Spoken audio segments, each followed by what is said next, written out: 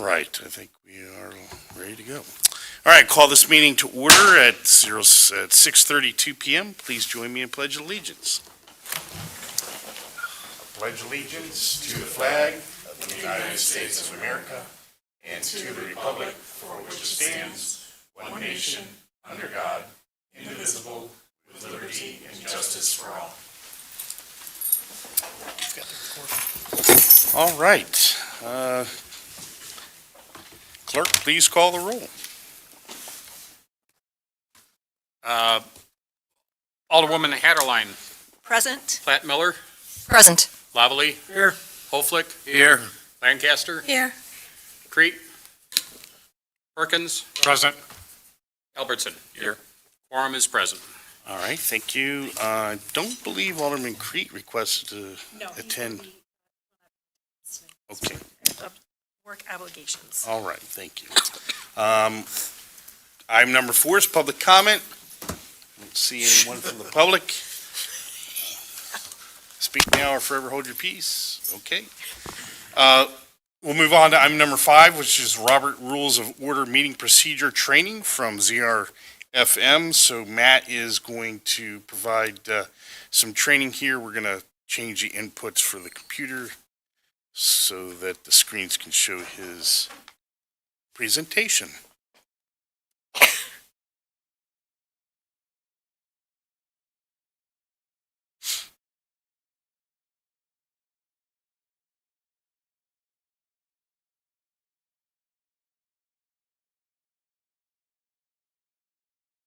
All right, well, thank you, everyone.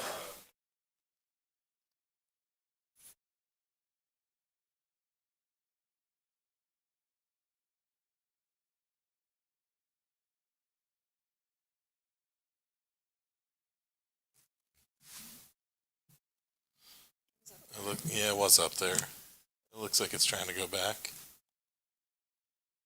There we go. It's a little persnickety. Yeah, a little persnickety. So, thanks everybody. As Mayor said, and as we've talked about a little bit, do a relatively short presentation today on Robert's Rules of Order, meeting procedures.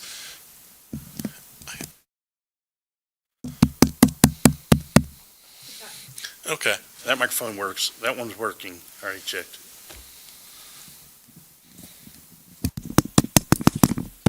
Was working. Okay. General meeting procedures, rules, and order. Essentially, we're going to be talking about how to run a meeting, how to keep it going, how to have the most effective and productive meeting you can. So, as we say, first a little theory with your practice. We're going to be asking what makes a good meeting, why are you meeting, how will you accomplish your goals, and will everyone be satisfied by the process? As we say, short meetings are good, but you don't want to stay up all night. But short means because you've done the legwork ahead of time. They're short because they're orderly. If they're short, everyone stays focused and interested.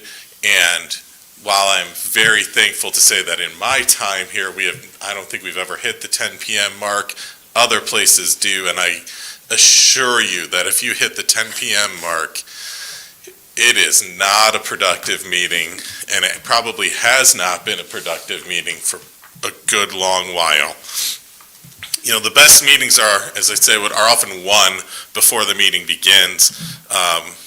If everyone's prepared, the discussion is more focused, fewer questions need to be answered, fewer issues need to be revisited, and after, as we say, a certain point, that fatigue sets in and decision-making truly starts to suffer.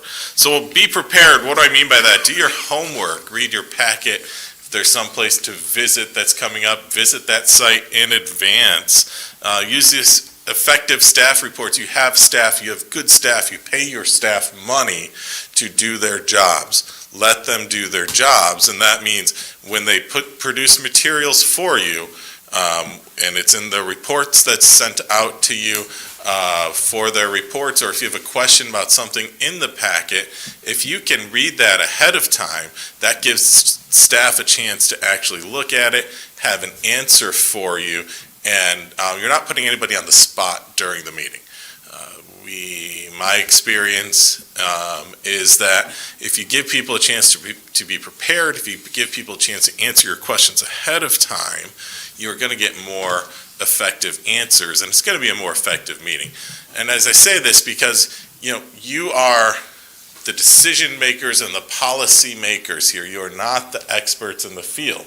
You have a city administrator, you have a police chief, you have community development, economic development, you have finance people, you have buildings people, public works people. They are the experts in those fields. Give them the chance to show that as you go through their reports and ask them those questions so that you can make the best decision that you can make. Moving along those lines, stay on task. Something we all struggle to do many times. Try to avoid the minutia. You are up here. You are making the major decisions and the big policies. You are not the day-to-day operations of the city. You have the mayor that oversees the administration kind of coming on down. Let them all do their jobs. And this is your chance to then ask them those questions, like why are we doing a certain type of program is in place, but you don't want to get into the day-to-day. Why was, who's on lunch at what point, or who's, I saw this person on patrol here, I think they should have been on patrol there. Let your experts, let the people that you pay do their jobs. Rely on the staff, rely on the people that you have hired and paid to do their work.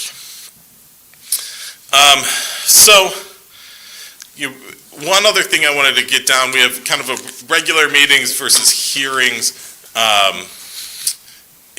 What I call a business meeting versus a hearing. Hearing, we don't do a ton of hearings before the city council. We do them with planning and zoning. You may potentially do them in front of other committees if you needed to, but hearings are designed to ensure that the public has a chance to be heard. Some things have to get a hearing by state law, zoning and annexation agreements, bond issues. They have notice requirements, all of those things, due process requirements. Those have to be kind of followed to the T. We open hearings for bond for bond issues. We've done it a couple of times. For budget issues, we've done those a few times.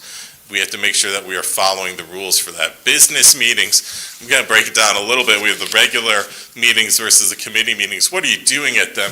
Committee meetings, whether it's your specific committee or the committee of the whole, those are for discussion. Information gathering, staff direction, they're slightly less formal. Regular meetings, you're taking action, you're making the formal decisions. The ordinances, the resolutions, they're a little more structured on what you're doing at that point. Keys to effective meetings, just kind of these check marks, right? Prepare in advance, read the packets, stay focused on the issues, respect the differing viewpoints, make clear motions, trust the staff and advisors, focus on the community's long-term interests. Those are really the keys to have an effective meeting for any level, but especially for city council and especially for when you're getting into the committees that you have. Quick little reminders, any public meeting, remember you need to have public comment, you need to follow the Open Meetings Act. I'm not going to go through every single one of these. What I do want to remind you is public comment is public comment. It is not a question and answer session. It is not a chance for the public to demand action on something. The public gets a chance to speak and give their opinions. I am a nerd. I remember and used to watch and remember when it come up, probably still does, and I just don't watch it anymore, questions with the Prime Minister, right? You stand up and you say, does the government do X, Y, Z? The Prime Minister stands up and has an answer for it every single time, back and forth, back and forth. That's not public comment. Public comment is they stand up, they have 3 minutes to talk to you and talk at you and give their opinion, then they sit down.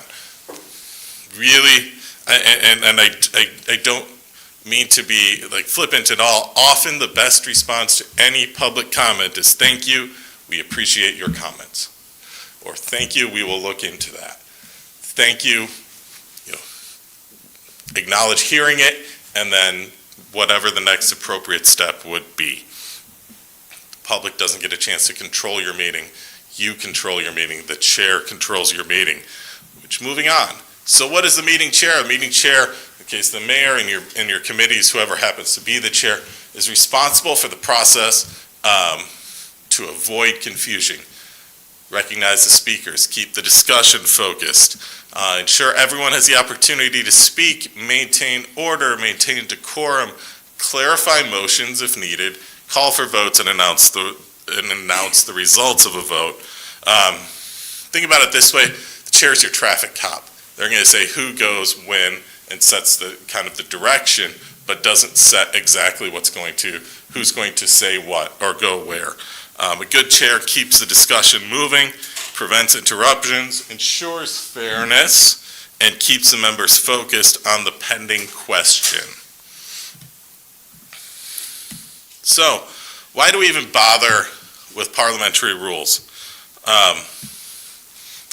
First of all, without procedures, without rules, meetings become chaotic, right? You want to avoid confusion.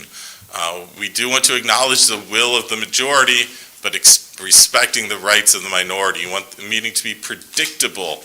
Robert's rules and municipal ordinances and rules, we ensure the city code does not alter certain rules you have in place. We're set to have an orderly discussion. Stay on topic.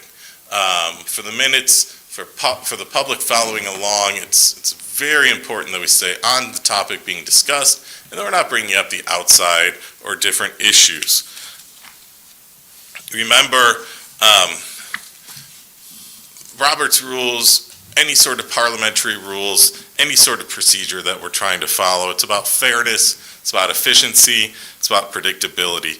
Members certainly can disagree on policy. I would expect people to disagree on policy many times, but there should not be a general disagreement on the process. We should all understand what the process is, so that we're all playing the same game, even if we are not exactly on the exact same, don't have the exact same goal or on the exact same team for everything. Along those lines, I would say what's the most important thing about any parliamentary procedure? Rules and decorum. Professionalism matters. Board members, council members, you address your remarks through the chair. You allow your colleagues to finish speaking, avoid interrupting, respect that there are differing opinions. You focus on the issues. Remember, your goal is to attack problems, not to attack people. Even heated disagreements can be conducted professionally. And yes, I think that these school rules are very applicable to even a city council. We say please and thank you. We are respectful to each other. We are nice to each other. We listen to what everyone says. We keep the community, we keep the discussion clean and on the point, and we study and we play safely. We are prepared. We are doing our best to make sure that you are doing your best to have the best community and making Harvard the best city that you possibly can. What do we do? What is a meeting? That one went back. Before speaking, and I say this because it kind of flows along this. Before you talk, ask yourself, is it relevant what I'm going to say? Is it necessary? Does someone already made the same point, and is it moving the discussion forward? Your goal is kind of remember these rules of thumb. Remember that you are trying to move discussions. You are trying to get to the point of an issue and help come up with what the best decision is. So as you think about it, make sure that your goal in doing that and what you're going to say and do actually does help push that forward. So, a little more specific, how to make motions. Probably the most important rule, the most important thing to really think about is ultimately you're going to have to make motions to get anything passed. Observe common courtesy. Let the last speaker finish. Wait for the chair to recognize you. Use plain English. So what do I mean by that? I move to approve the proposed zoning variation, to approve the proposed development agreement. Not I move to deny the proposed, or I move to deny it. We don't want to do things, and I'll get to it this way, I move to not approve, right? It happens sometimes, right? Because sometimes it does make sense. You're looking at something and what's on the agenda is discussion and approval of an agreement. And the first thing that goes through your head is, I don't like this. I want to move to not approve that. You don't have to follow the exact language that's on the agenda. You can keep it in clear and precise, easily understood English. Move to deny.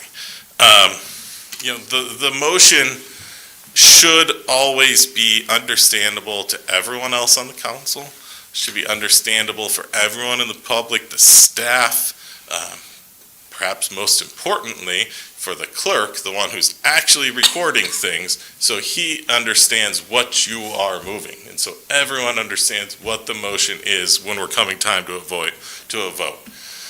Avoid double negatives. Avoid complicated wording. State clearly what you want to happen here. I mean, I can't kind of say too much or too loudly. The goal is clarity for a motion, so everyone understands what you're moving for, and what the purpose is that you're going here. The biggest issues that I always see and really kind of run through is that a motion is unclear, the motion doesn't match the recommendation, so you're approving or denying something. You don't have to follow the exact language, but make it clear what you are approving, what you are moving to approve or deny, so that everyone's following along. No second is obtained. Always make sure there's a second, right? That's the procedure. Motion second. Motion second. If there's not a second, your motion's going to fail. And it's not the biggest thing. Historically, there was the rule that a member should never vote against their motion. In best practice, you would never vote against your own motion. There are times where it happens because someone wants to make a motion to move something forward one way or the other. Usually there's a better way to phrase it so you're not voting against your own motion, but at the end of the day, as long as everyone understands what's going on, we can work with that. So what is it? How to make the motion again? Try to avoid the archaic don't make the motion in the positive and then vote against it. If we can avoid that, let's avoid that. It is okay to seek input as you craft your motion. If you're confused if you know what you want to say, but you're not quite sure how to say it, ask your fellow council members. Clerk, the mayor, I'm sitting right there. I'm happy to help you phrase something however we need to phrase it. It doesn't happen a ton with the city council, but it can, especially when we're looking at zoning things, whether it's at planning and zoning or when it gets to you. Sometimes you want to approve things, you want to add a condition, you want to do some little nuance that you're not entirely certain how it's going to fit. We can talk through that. Happy to help you work through that so that it's clear and so we all understand what's going on. Remember, like I said, get a second or the motion dies, and then after the second, you can have the consideration. Traditionally, motions always preceded discussions. Today, we kind of see it both ways, motions following discussions, sometimes discussion, motion, discussion. It'll depend on the issue, frankly. And then we get to the vote. Everyone knows how to vote. You say yes, you say no. That is the easiest part of anything. A couple of real life examples that we have seen. Not here. Clarify this. This was not here. But this all did happen at a single meeting. First motion, commission brought a motion to deny a zoning request. There was no second. The motion failed. And then the motion, different commissioner brought a motion to approve the zoning request. No second, motion failed. Okay. Motion failed, but motion failing doesn't mean that the issue has failed at this point. It means that we don't have a motion to consider. Then a motion to continue the hearing to obtain more information. Got a second, but it's tied, so the motion failed. Then there's another motion to deny. This time there was a second, and the motion was 3-3 and a tie. None of the motions carried. At the end of the day, they stopped making motions. That effectively denied the request. Let's not go down that path. Sometimes it happens that you just can't get a majority on things. I would urge you that if we're in that role and you can't get a majority one way or the other, typically what would be the best for everyone is to continue it, right? Because this was a case where there were only 6 people there. So that gets a little harder because you're not going to definitely have a majority. You ended up with 3-3 vote there. But, you know, if there's not a decision that you can make or you need more information, take that time. You know, continue a hearing. Ask to postpone something, and we'll talk about that in a little bit as well. You know, it's okay. There are very few things that have to be decided that day. Often it's best if you can, right? Let's keep things moving. Let's keep everything rolling. Staff's bringing it to you for a reason, but it's a rarity that something has to happen in a particular day and time that you're that time crunched for things. We try to avoid that if at all possible. You know, moving forward, amending motions. Sometimes you're going to make a motion, you'll get a second, there'll be some discussion, and you know what you have to remember is that discussion, you're discussing the motion. So you might realize, I like what this person had to say. I like what Alderman Perkins said about this. I'm not sure I want my motion exactly how I phrased it. Well, that motion is the one that's still pending. So you need to amend the motion, get the second again, and then you would move forward with how you wanted to change it. That's fine. You're welcome to do this.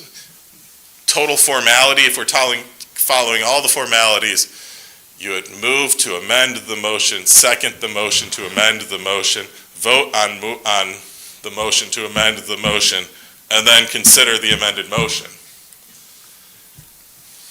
We don't follow Robert's rules that closely.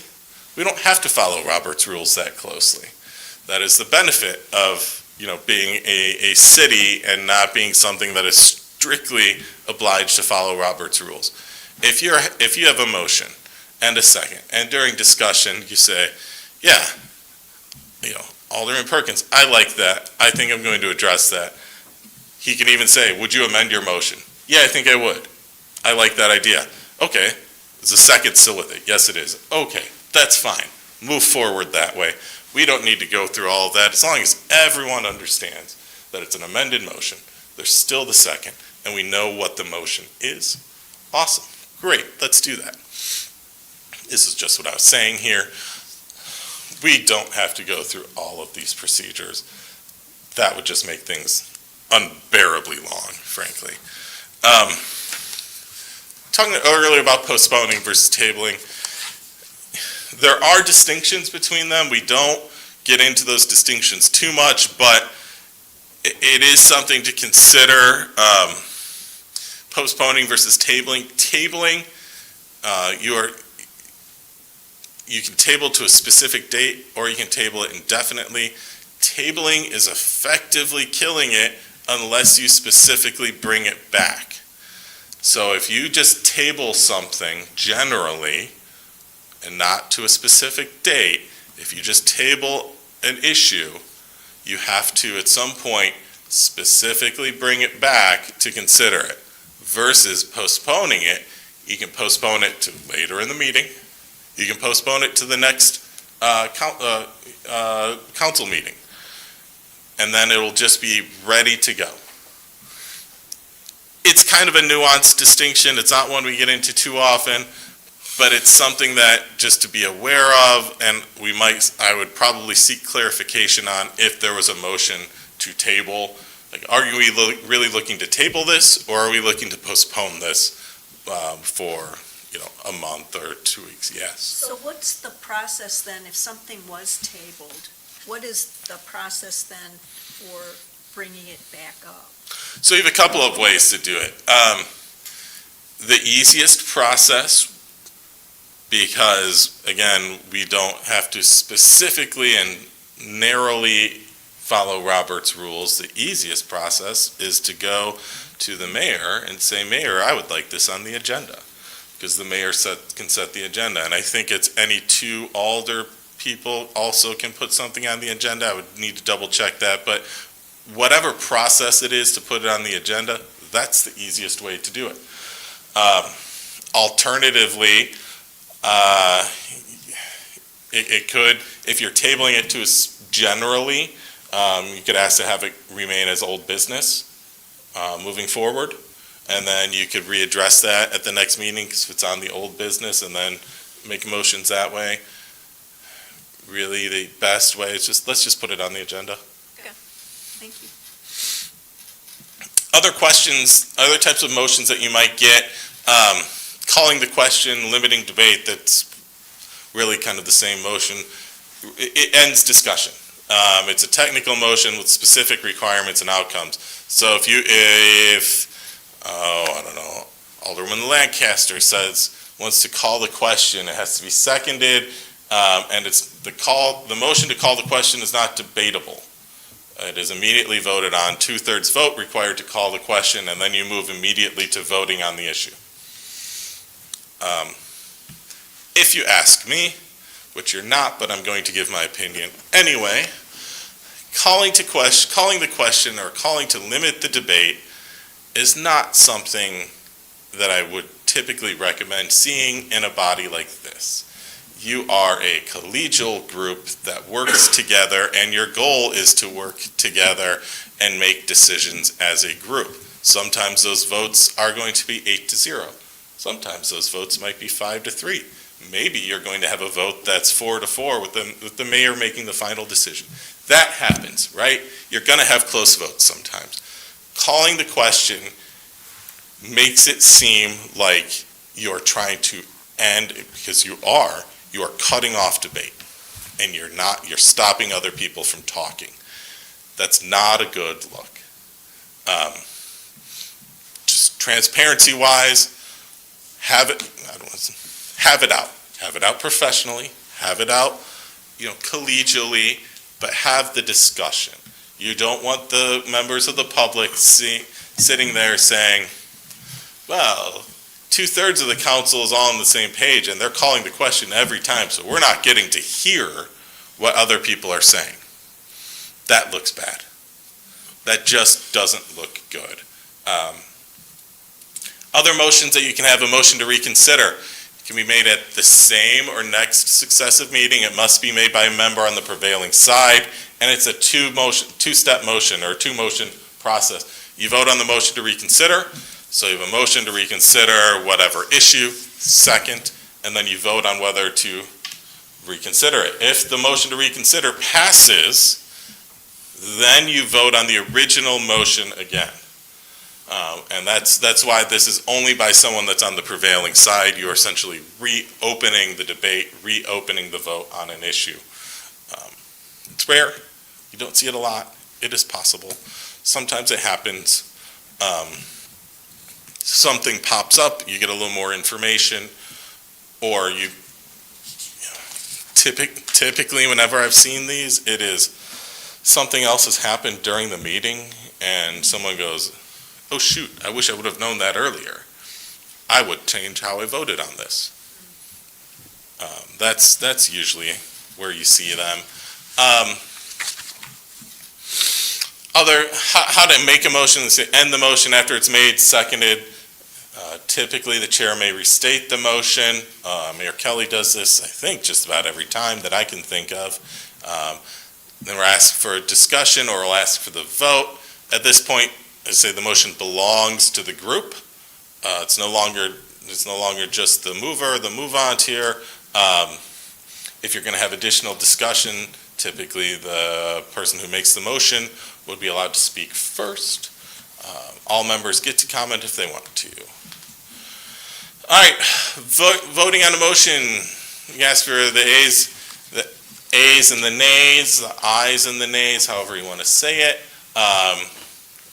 Any member can move for an exact count or a roll call. Only certain things require a roll call. But remember, in a roll call, each member is called by name. You say yes, you say no, you abstain, you pass. If you pass, you don't get to skip it entirely. It just comes back to you at the end. You don't see a lot of people passing.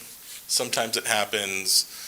I have seen a couple of meetings where someone passed and then everybody passed until we circled right back around. Try that tonight. That's, I imagine those were cases where people wanted to see how someone else was. yes, that's exactly what it is. It is someone wants to see where other votes are going. My experience is someone wants to vote a particular way, even if they think the other outcome is best. So it might be a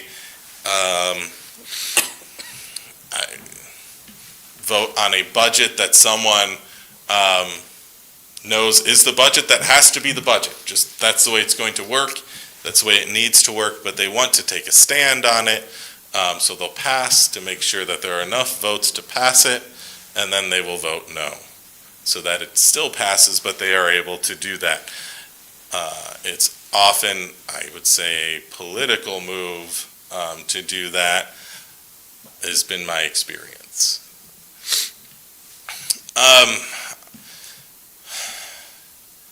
Abstentions. I don't like abstentions. Abstentions happen sometimes. Sometimes you have to abstain because of a conflict. Sometimes you just might not be in a position that you feel prepared or able to vote on something.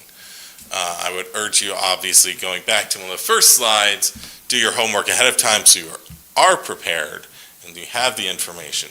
But if you abstain, what does it mean? And the answer is, because I'm a lawyer, it depends. So, Prosser versus Village Lake is a case that's about 44 years old, and the Illinois Supreme Court came up with this kind of breakdown, and it's generally throughout the country, of if the motion requires a concurrence of the majority, an abstention counts with the majority. If the motion or the issue would require an affirmative vote of the majority, an abstention means no. And of course your questions are, well, that's easy. Why are we even talking about this? We already know this. This is, intuitive. Not, what the heck is a concurrence of the majority versus an affirmative vote of the majority? You often will see this with a concurrence of the majority. You have an 8-person board. Our council here requires 5 votes to be a majority. 5 votes would be an affirmative vote of the majority. So if you abstain and something requires an affirmative vote, you would not be there. But if you have something that is 4 in favor, 2 against, and 2 abstentions, those abstentions would be a concurrence of the majority and would go along with the concurrence. If, on the other hand, it is, and I have to, it's fun. If it is, let's say 3-3, 3 votes in favor, 3 against, 1 abstention, and 1 absence, that would not be a concurrent, because that would be a no, because there is not a majority, there's not a larger number essentially voting for yes. So when you have 4-2-2, there is a majority of those having voted have voted yes. 3-3-1 with one absence, there is not a majority having voted yes, so it counts as no and the motion fails. Let's just try to avoid that if at all possible.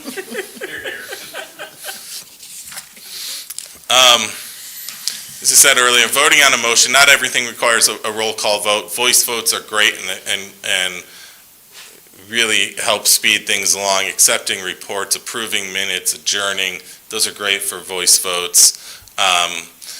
In Illinois, there are certain ordinances, certain statutes that require majority of the corporate authorities. So all ordinances require a vote. The majority vote of the corporate authorities. Any resolution which creates a liability against the municipality or the expenditure or appropriation of money. And remember, it's a majority of the corporate authorities then holding office. So even if you have 8, if you have some vacancies, it drops down to whatever that number is. There are special statutory provisions that may require an extraordinary vote. So 2/3 majority, a 3/4 majority. We don't get into those a ton. Annexation agreements would be the one that you see the most. You guys are actually very good. You rarely try to do any sort of bid waivers. You see that more in other groups, so that makes it much easier. Mayoral voting, 3 instances, a tie vote. Half of the aldermen and trustees elected voted in favor of a resolution, ordinance or motion, but there was no tie. So 4-3 with an absence, the mayor could vote to give the majority of the corporate authorities then holding office. And then if a vote requires a greater than a majority of corporate authorities, by statute, the mayor can vote. A mayor may not vote to override his veto and may not vote to confirm his or her appointment, but may vote to confirm his or her appointment in order to break a tie. So what if the mayor does the 4-3 and votes no and make it 4-4, does he do the tie then? You're saying 4-3 and an absence? Yeah. Then he votes no and make it 4-4 with the absent. And then whatever the motion is would then not have a majority vote one way or the other, and the motion would fail. So he can't do the tiebreaker then? You would not, no, it could not be, you cannot vote and then break the tie. Mayor does not get 2 votes. Barely get one. Yeah. All things considered, probably prefer to not have one in most cases. It's a tie. What do we do when it's a tie? General rule is the motion fails, but no action has been approved. So what can we do? Motions to continue the matter. So move it to postpone it. You can have a motion to reconsider. You can have a new motion. You can move on. It's not the best practice, right? I mean, we would rather you cleanly deal with each issue with a motion that passes one way or the other.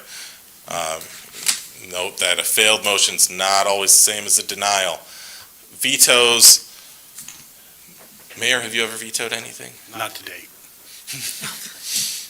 That is about as much time as I would spend on this. Vetoes are extremely rare. Mayor has the authority to do some vetoes. It's not common. Procedure for it, return it to the board or council at the next meeting. There's a whole thing. It's not something that we want to spend a ton of time on because it's not something we worry about because it just doesn't happen very often. And then kind of coming towards the end, just the final clarity, why do we do some of these things? A lot of it's for the minutes and making it clear and clean what's happening. Scott's great at this. What are your minutes? But for those with committees, making sure that all the minutes are clean, date, time, place, attendance, summary of the agenda. Summary is a summary. Summary is not a verbatim note-taking. You want to make sure who made a second, who seconded it, what are the results of the vote. And we say it's summary of discussion, not a verbatim account. Meant to provide a history of the government body and its actions, only what actually happened, not necessarily a change of heart or correction. You can't change what happened, but it's a summary. It's not going to get everything that everyone says. It's the minutes are historical.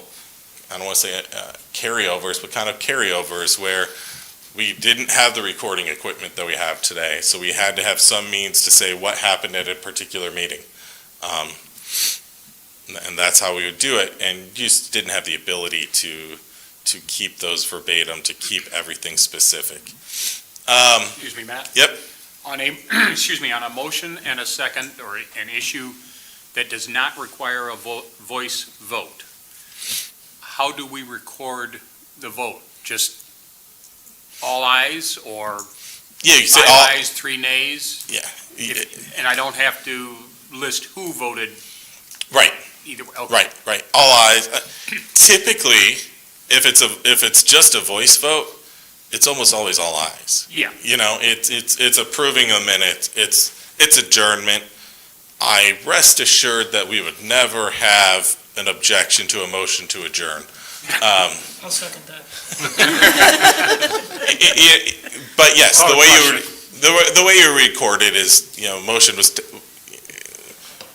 vote was taken, all ayes, 0 nays. If you can tell how many ayes, how many nays, you could write that down, or you could, But the names don't have to be you don't have to have recorded. the names, no. Okay. Thank you.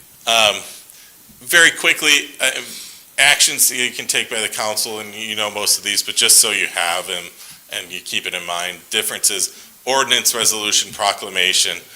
Ordinances, you're using it to pass a law, regulation. Some ordinances you have to do by statute. Only an ordinance can amend an ordinance.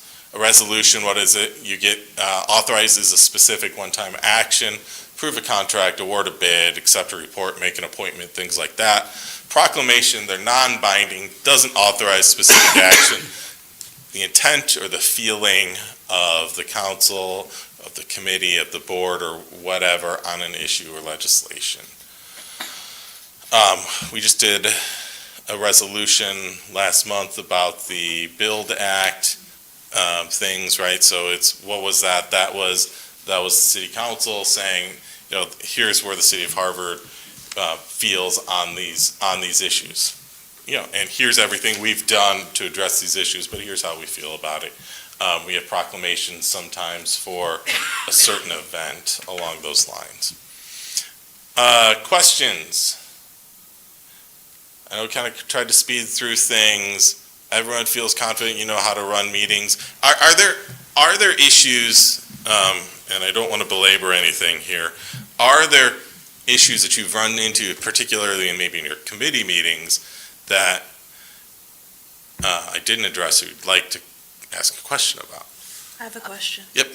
So when a meeting is starting to go off the rails. Yep. And you're trying to gain control over it, and the person who is speaking keeps circling back in a circle, what would be the most proper way to address that? Are we talking about like a member of the public that's doing it, or Both public and both council, so All that right. way, just to know. So, one of the most effective ways to ever maintain order is the gavel. Whacking that gavel a couple of times gets everyone's attention, and people stop talking often, especially if it's the public being loud and engaging in things. If it's trying to get everyone kind of back on subject as the chair, you have the authority to recognize people. So if someone's speaking out of turn and they haven't been recognized, you can point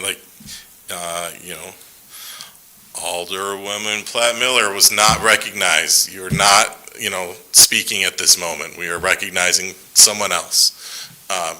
That's one way to do it. That can be one time where if it is truly one person that's doing it and the rest of the board is trying to move on, that might be one time that it's appropriate to call a question, because you shut off the discussion, right? You get the motion, the second to call the question, you have the vote on that, and you move straight to voting on whatever issue is there. If someone truly wants to disrupt a meeting, short of ending the meeting, there's not a lot you can truly do. There's not a good way to kick someone out. There's not a good way to shut them up forcefully.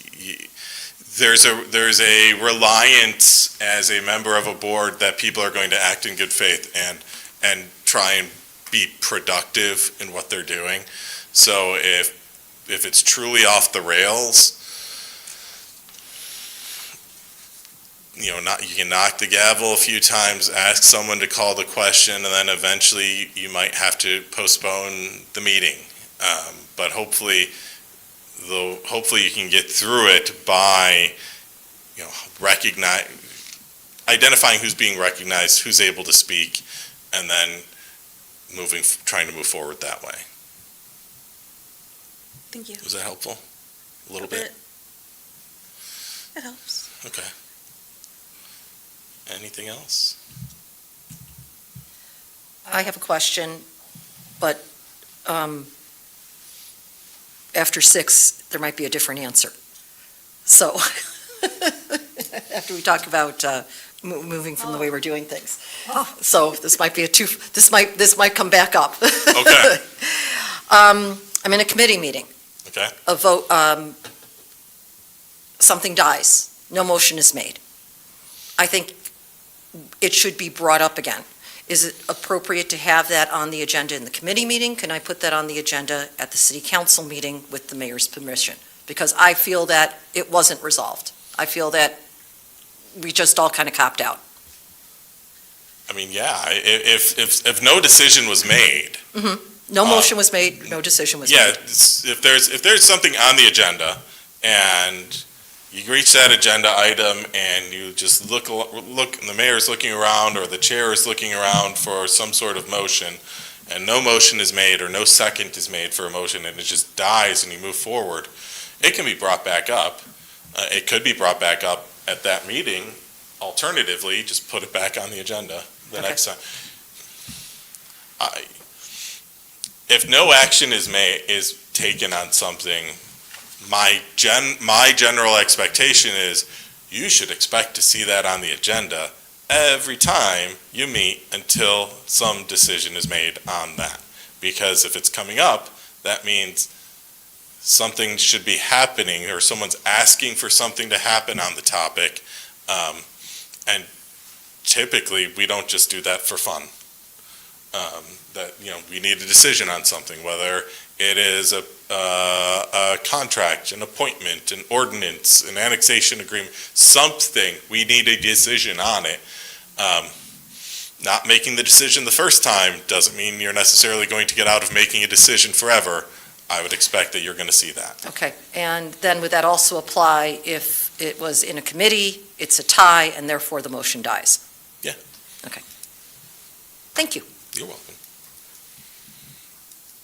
So then in that case, could the same motion, if it keeps tying, the idea of it be brought back constantly until we can get either a definitive yes or a definitive no? Yeah, it could. I mean, hopefully if it ties once, people will talk in the interim and say, what's going on? Like, what's the issue with this? What do we need to see to get some sort of decision one way or the other? Is it that, this appointment, we just can't move forward with this appointment? Is it, we need more information? The goal would be, when bringing it back, the goal is that in that time between, conversations have been had, more information has been provided, something, people are talking, obviously within the confines of the Open Meetings Act. But, you're doing your homework, you're talking to people as you need to talk to them to get to a point where you can make a decision. Thank you, by the way. You're welcome. Anybody else? Sick of me talking? So I'm going to clarify because she's calling me out on two things in my committee. So the first one, I've been on here for 7 years now, city council. Every time I've been in a committee meeting, per people, the previous city administrator, two ones before, not the last one, but the one that was there 40 years. And then the mayor always says, once it dies in the committee, it dies. Doesn't need to be brought back up, and it pretty much is dead. If it's a tie in a committee. I mean, it's up to whoever runs the meeting whether to put it on the agenda or not. Yeah. I mean, there are rules about who can put things on an agenda. Yeah. You don't have to put it back onto the agenda.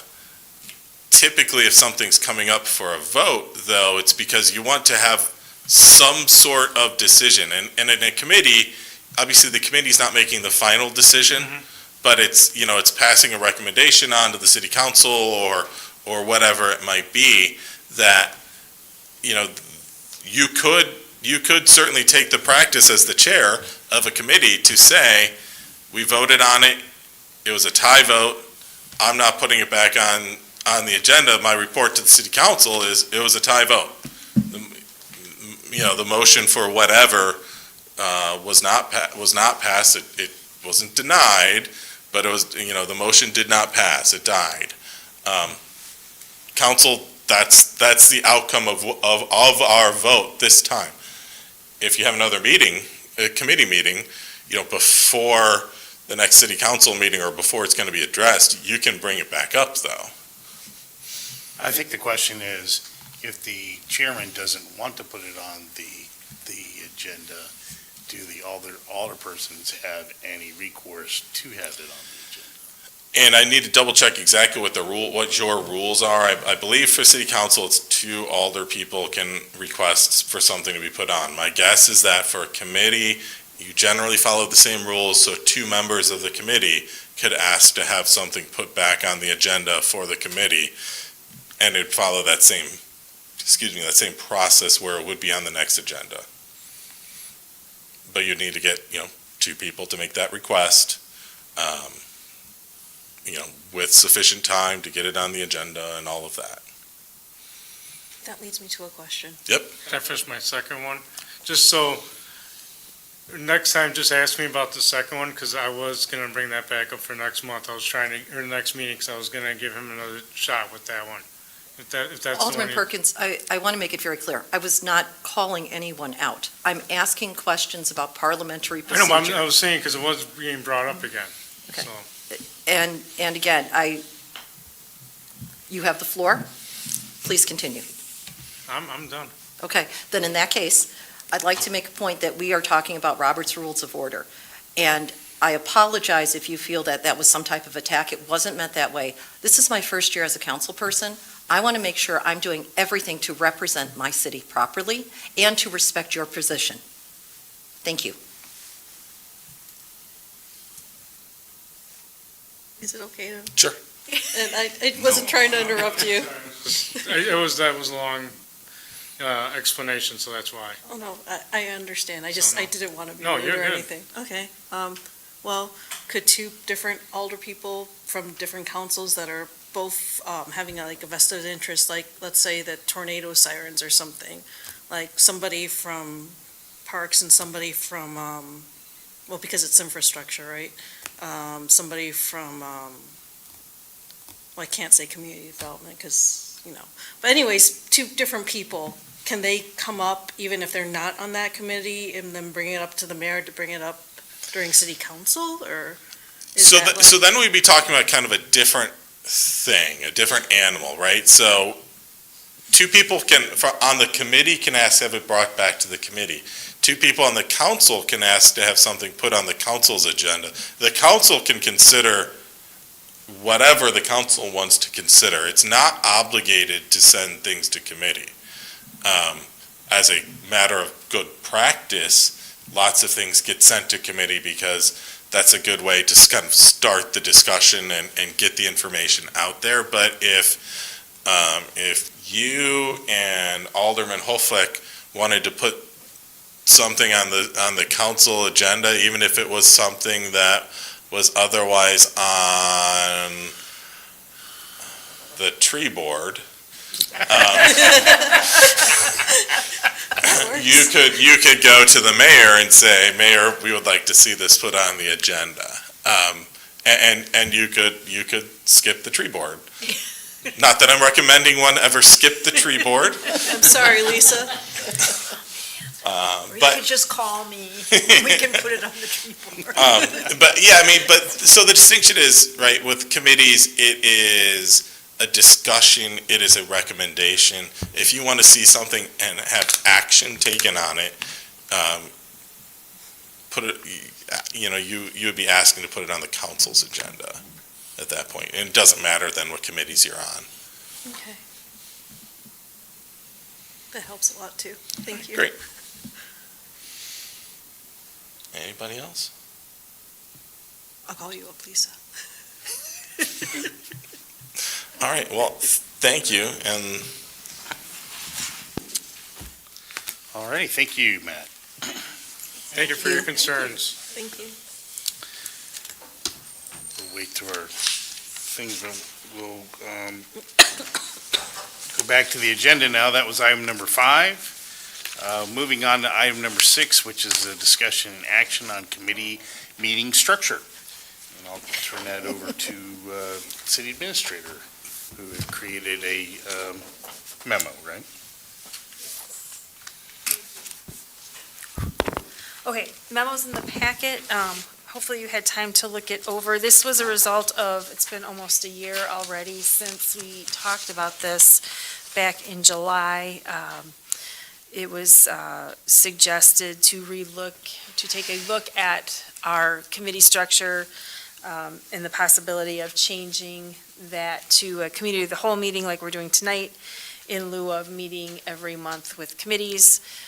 At that time, instead of going that route, we decided to move committees to every other month, alternating months between those two committees. And I was asked to keep track of the data on those meetings and track that throughout the year, which has been presented in this memo, along with some different benefits and challenges to the options that were originally presented a year ago and then are being represented today. And then the data is also attached to that memo with some highlighted meeting dates on the spreadsheet, and the showing that the meetings haven't always happened every other month because of the way the business falls. Sometimes we've had to meet every month. Sometimes we have been able to skip a couple of months, just depending on how things go. But it's all in front of you and basically brought back per your request to revisit at this time.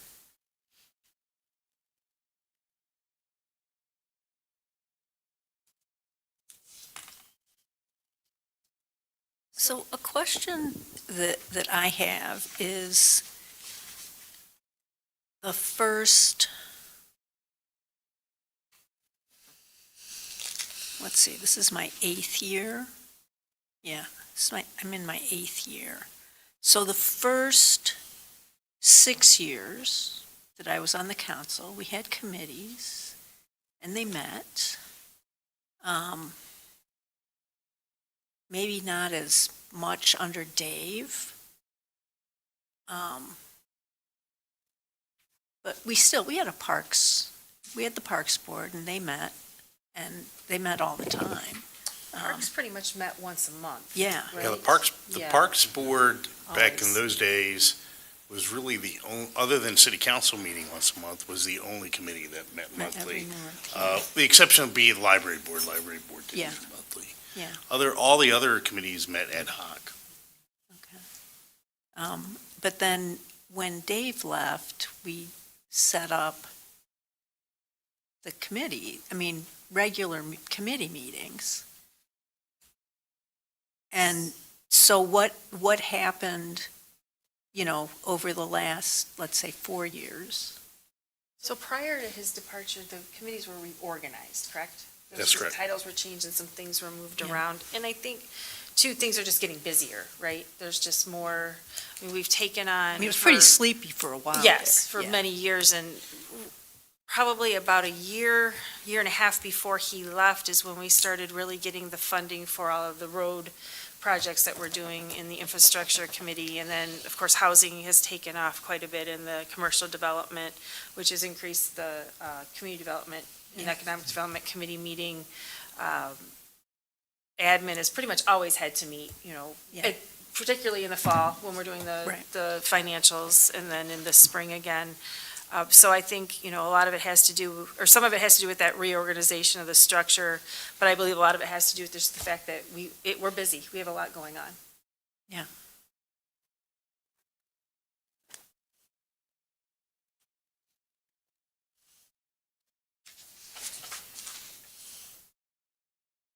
I had a couple of questions. First, I'd like to say that one of the things I respect about the committee of the whole, and that I do agree with, is the amount of staff time and the amount of time we might have to pay an attorney too.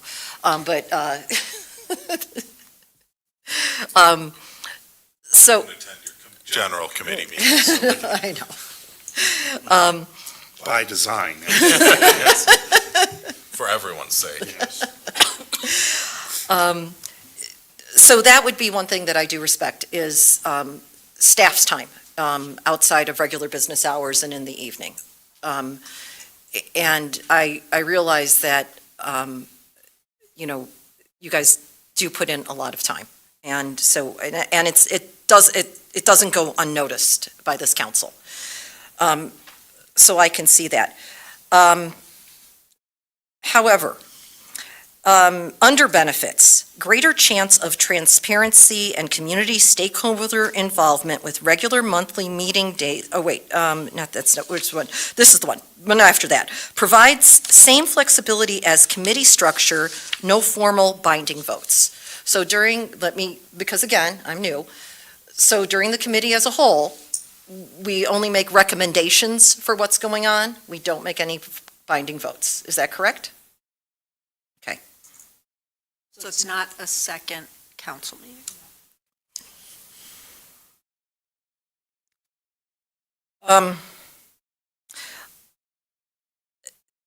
My other thing, though, that I really had, I think I must have read this like 10 times, and I'm still having trouble wrapping my head around it, so explain it to me like I'm a kindergartner. How can we still have the availability of including committee chairs and committees and having the cow and having committee chairs run stuff if we're doing this as a whole? So it's kind of what Lori brought up. All of a sudden we have someone who's on infrastructure and we're all sitting here and this person really knows infrastructure and I'm on parks and I'm like, ooh, that seems to conflict with what I'm doing on parks, as an example. So we did talk about that when we talked about how this might work and how we could possibly incorporate the committee of the whole with, and still keep these individual committee structures, and it would be challenging at times to do that. But I think it goes back to what Attorney Walters talked about with the respect and just the allowing everybody to talk. And at some point, you're all going to come together and talk about it anyway, right? And that would be at city council, would be the hope that everybody would be on the same page as far as knowing what was on the agenda and then being able to give your different views and inputs. At that time, you're just doing it at the cow instead of at the city council. Does that make sense? I mean, if you're conflicting with something that infrastructure and parks is doing, you're going to talk about it at some point anyway if you have a conflict, right? I am going to talk about it at some point, but I think, again, trying to wrap my head around it, I think that my concern, I should rather say, because I'm not thinking here, I'm just expressing my concerns. My concern is although we can keep the meeting short at the committee level, we do, as Matt and I just talked about, we have conflict, and sometimes things aren't even expressed because we're not quite sure what we want to express, I think is what it is. We're not quite sure what we want to say. My concern is if we do that with 4 people, how the heck is that going to look with 8? That is and I'm just being very honest, and if you guys think I'm out of line and you think, Anna Marie, we're all above that, you're new, please tell me and help me understand. Can I quick say something? Of course. No, and I agree that, like, I actually looked, because I wanted to quick check something that we had on our last meeting last Tuesday, so I clicked on the stream. I technically had two meetings, because I did the infrastructure interview, but our meeting was only an hour long, only an hour. What I have big concerns about this, and I know he did a presentation, but we're already over an hour in, and we only have three things, plus we still have to do what we usually do with the cow, is our strategic vision. We still have a big presentation on that, big PowerPoint to go over that, and we have three more things to vote on tonight and discuss before we even get to the strategic vision plan.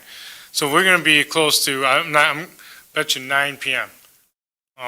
And just from my experience, Anna Marie, we have had long meetings. John can say so, Lisa, even in committees. So I think this will make them even longer, even though I know they did the breakdown thing.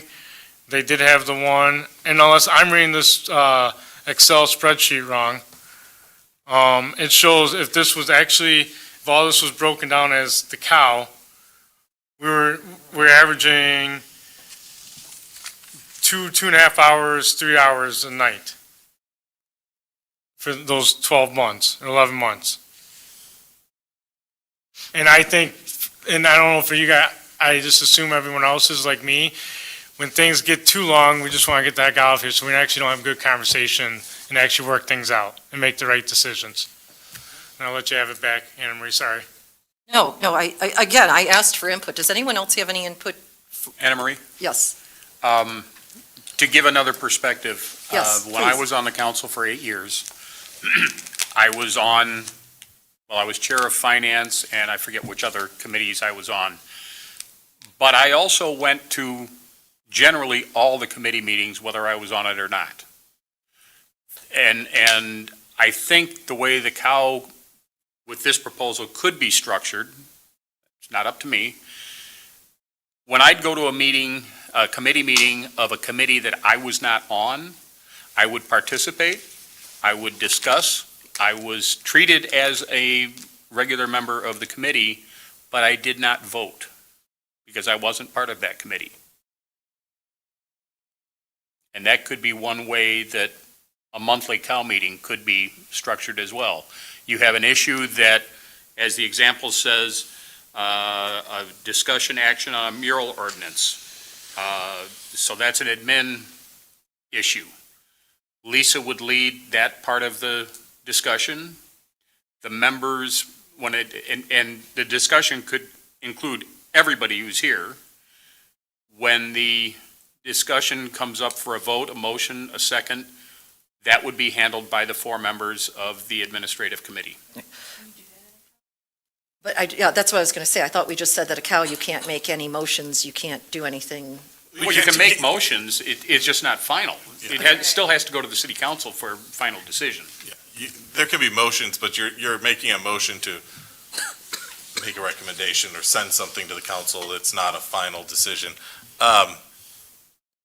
We would have to be creative to do it that way. Sure, we could find, if that was the way that we wanted to do it, we could find a way to, whether we call it a committee of the whole or joint meetings, we can find a way to do that. There are lots of things that we can do. It's just, what does the council want? And Lori, I know you wanted to say something, but I had a quick question while I still have the floor for you, Lisa. Okay. Because you were talking about how it was done before and all the meetings were basically ad hoc. You were saying the committee meetings. Is that? I guess when I was first You on the started. council, they were Okay. ad hoc, except for parks, Okay. which met every month. Okay. And then at some point we changed, and we had the 4 committees that we have now, and we met if needed each month. Okay. Or if not, we canceled. Okay. And that doesn't, we don't do that anymore.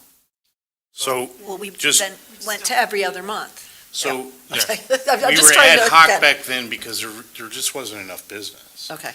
And as the business started to increase, they've Nelson and I looked at it and said, well, what we really need is a more frequent cadence of committee meetings in order to get the business through into city council. Plus, the committee meetings, in my estimation, got everybody more focused on those particular areas that they had oversight on. And so we got a lot more business done and more effectively when we had all the meetings. The problem has been is that the meetings have become burdensome because there's so many meetings. And so the idea was to try and reduce the number of meetings to still be able to conduct the city's business.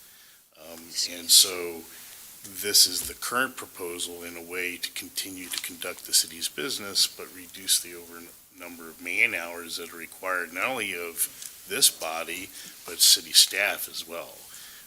Because the city staff are also being taxed by having all these additional meetings outside of normal business hours. So trying to find a solution that can achieve both one, good engagement from the city council on city business to get the business done, but also recognizing that we all are people and have private lives outside of city business. So that's the ask from my desk. How you want to accomplish it, that's certainly up to you. The city administrator has kind of put together this information to give you at least some data to help you make decisions on how you would like to achieve that. And I certainly appreciate that, because I think I was the one who asked for the data when this all started, when we changed this. I was the one who said, okay, well, let's do it this way, because I was new. And I really do believe I was the one who said, okay, well, let's keep it the way it is and keep track of it. So that's... To your point, Alderman, this is a long meeting as the cow. It's also quarterly though, so your normal cow meetings aren't going to have like your long strategic vision review and we picked to have all Attorney Walters here because we knew we would all be together instead of doing it at a committee or a regular city council. So your typical cow would not have all of these things on it, hopefully. I disagree, because disagree. you've said that, we've said that before, and we've had long meetings because of that. You said it was going to help, and we've gotten longer meetings. Yeah, it's not going to somehow get shorter when you put everything together in one meeting from all of the committees. Because if each committee takes And- an hour or so, it's Yeah. going to be at least 1 hour, 1 hour, 1 hour, 1 hour. If you have all 4 committees on 1 month. Well, we're talking about a cow, which would pretty much be talking about all the different committees If each and there's every agenda time. items. Yeah, if they're agenda items, Right. which, as we saw for infrastructure and for admin, I mean, we often have. We do. Yeah. And I am all, and I'll end with this, I am all about figuring out a way to stop burdening the staff after hours. I really am. I really appreciate I'm one of those people who have sucker tattooed on my head, and I probably overcommit to doing things. And, we're twisting your arm to overcommit to things. And I'd love to find a solution. I'm just trying to wrap my head around this. There's Thank a lot you. of information here, and I think there was some discussions I had one-on-one. There was, the thought that, the committee meetings tend to, when they're smaller, generate more conversation than a large group does. So there, there's some different things to look at when you're considering it. So definitely, a lot of things to look over. Thank you, everyone, for your input and answering my questions. Appreciate it. Well, and in looking at everything is, it's one way or the other. Either we have committees and the committees have their own function and then it feeds into the council, or we do what Woodstock does and we don't have committees and we do a committee of the whole. And, actually, do they do 2 council meetings? I can't remember. If it's one's a committee of the whole and the other's council, or. Harry does a cow and a council. I'm not sure how it's. Yeah, a lot of the bigger Woodstock ones might do be kind of 2 do that. councils. Yeah. Might be 2 councils. Yeah, I know 2 council Algonquin meetings. is a committee of the whole and then a council meeting, Yeah, or and village board. so Board, though. either, we're one way or the other. I personally don't like the idea of having yeah, of a blend of it being like the committees are, it's a joint committee meeting every month and that somehow then yeah. And I mean, all the staff would have to be here for the committee of the whole, for the discussion on all the items. And one thing that I'll bring up that has gotten much better, Deb, since you've been the administrator, but I think there's still some room for improvement, is the benefit of having the council being provided complete information at the committee level about issues, like having just a nice cover memo, not just bid packets or whatever just thrown in there. And Rob does a really good job of this. So he like goes to the nth degree of explaining things, but having that information that then, as Matt was talking about, it makes it easy for us to follow along. We don't have to try to put the pieces together. We can like, okay, this is how all of this fits. And that was your predecessors.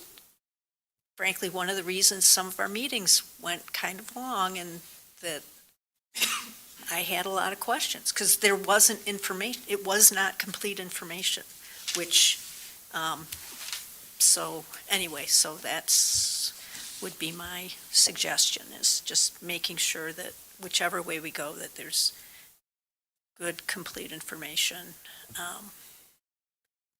Yeah. I have a few things here I'd like to look at and talk about too. So one concern I had when we were talking about if it's a cow situation and we're all here, I would want to avoid us all having to vote on something, because at that point, if you're requiring all 8 of us to vote, why are we sending it to city council too if we all already said how we feel? Like, it should just be 2 councils at that point. So I think having some sort of committee structure within still makes sense from that perspective. The other part I was thinking about here is if, similar to like what happened recently with your 2 committees being on the same night, we could look at something like that where we try to more so consolidate the days within the month that these committees are, whether it be scheduled back to back or at the same time, if there's nothing that has to be closed session kind of a situation, to where who needs to be here is here, but not necessarily like I'm not in either of those committees, and I wouldn't have to be here for that one then, kind of a situation. The other concern I have though is for the parks, for example, where some of our members aren't older people. How would we handle that situation? Would we just exclude them wholly at that point, or would we ask them to sit at the table? Would they get a seat for one of the vacancies? Would we still consider having those public spots on those committees? I think it's a very valuable part that they contribute to, always the parks as well. Other things here though, I think it's great to try to consolidate it down, again, like even from a cost saving perspective, but also just time. If we know that these days work specifically, let's try to get it together, get things done, kind of a situation. What was the other one here I wrote down? Oh yeah, that was just about the voting part I already talked about. Yeah, so that's kind of where I'm sitting with it. It's just not necessarily disbanding committees themselves, but trying to keep it more concise, whether it be it's just condensed scheduling probably makes the most sense to start with, and then see where it goes from there.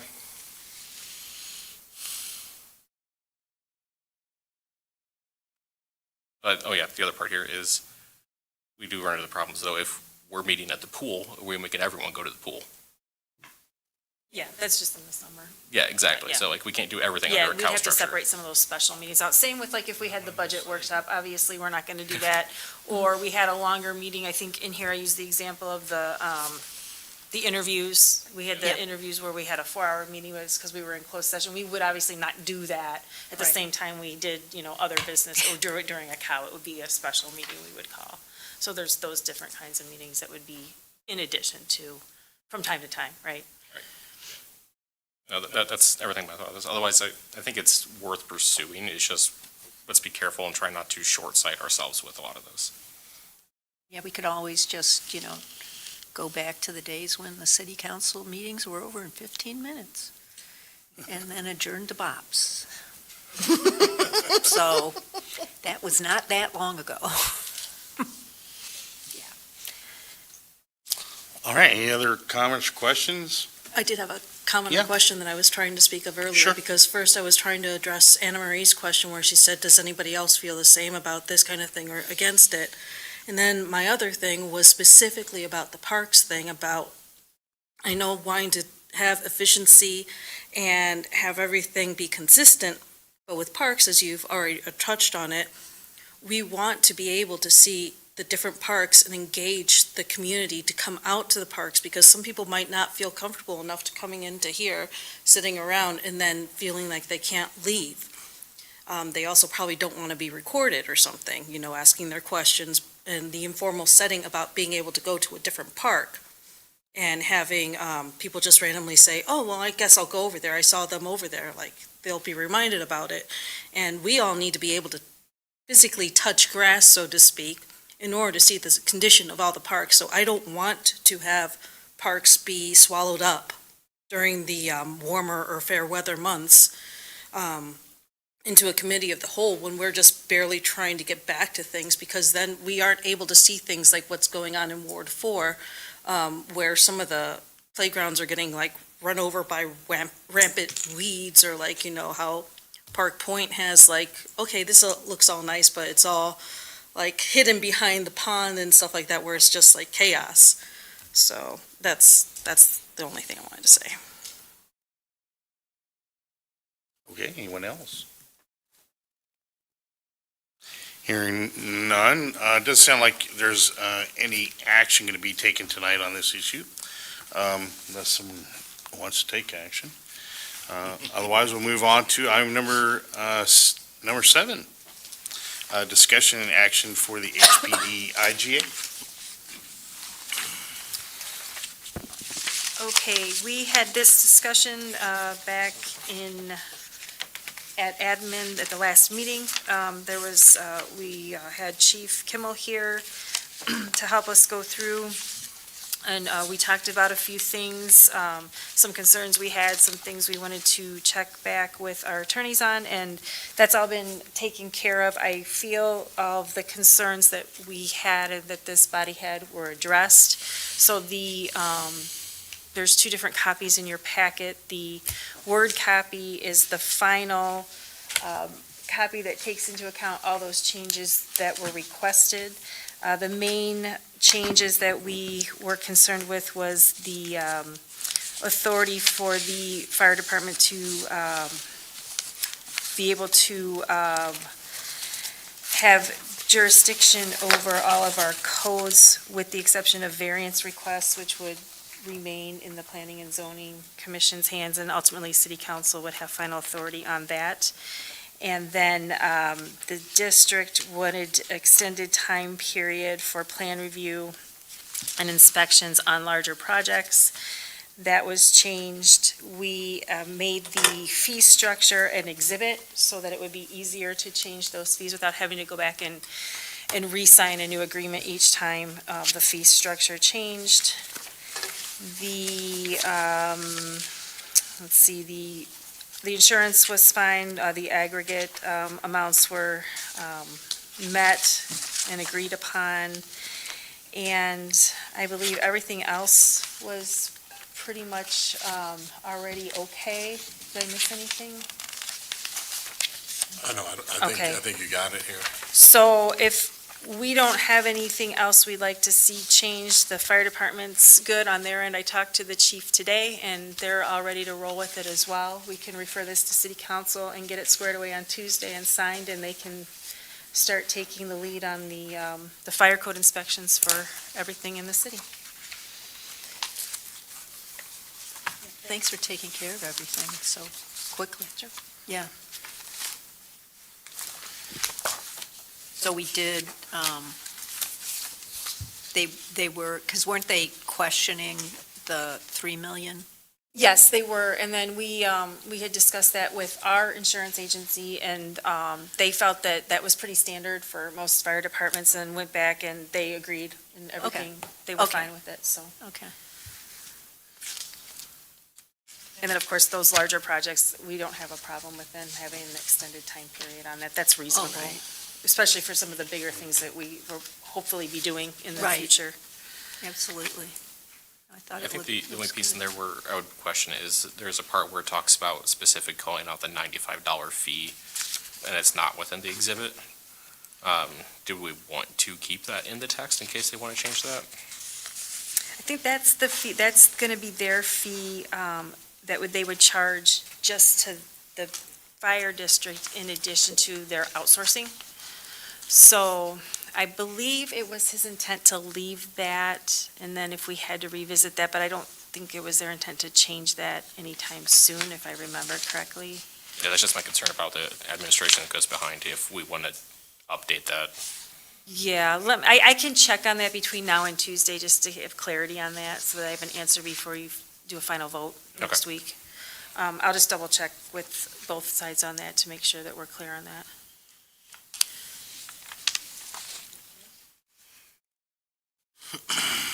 Anything else that I need to check on before next week?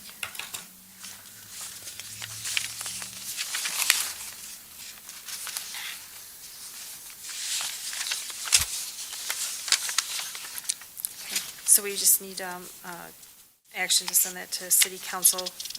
A motion to, okay. I'll make a motion to send the amended Harvard Fire Protection District IGA to the city council for consideration. I'll second the motion. All right, we have a motion by Haderlein, second by Lancaster, to send the IGA to city council for final approval. Any other comments or questions here? Hearing none, clerk, please call the roll. Platt-Miller, Yes. Lavallee, Yes. Hoeflich, Yes. Lancaster, Yes. Kriete, Perkins, Yes. Albertson, Yes. Haderlein. Yes. All ayes, motion carries. All right then, moving on to item number 8 is discussion and action on an ordinance approving an amendment to the McHenry County Enterprise Zone Intergovernmental Agreement. So we were contacted by the Mark Picos regarding this agreement, which you approved at the last city council meeting, and they also need an ordinance on this to submit to the state. So this is basically approving an ordinance on the agreement we approved last city council meeting, just to kind of make it official so we can send that on with the rest of the paperwork. Something that was missed with the packet, or with the agreement last month. I'll make a motion to approve as is. I'll second. A motion by Perkins, second by Albertson, to approve the ordinance approving the amendment to the McHenry County Enterprise Zone Intergovernmental Agreement. Any other comments or questions here? So are we actually approving it? You've Now, you've you've approved approved the it. IGA. Okay. You're, Just what approving you're the- doing here is sending the city council the ordinance to approve the ordinance. That approved the IGA. That approved the Didn't we IGA. just talk about this? Didn't Matt just talk about this? City is, or the state Okay. can be very particular. I pass. Go, yep. Okay, I pass. Any other comments or questions? Clerk, please call the roll. Lavallee, Hey. Hoeflich, Yes. Lancaster, Yep. Perkins, I gotta do it. Pass. Albertson, Yes. Haderlein, Pass. Platt-Miller, Yes. Perkins, Yes. Haderlein. Yes. All ayes, motion carries. All right, thank you. Item number 9 is discussion and action concerning the NIMEC aggregation renewal. Okay, so this needs to get taken care of, that our aggregation, this is the citywide aggregation, is going to expire this fall. So we need to make a decision on whether or not we're going to renew the current program. And so in your packet is an executive summary of what that will most likely look like, and some options you have to choose from on whether or not we're going to renew or look at a different option.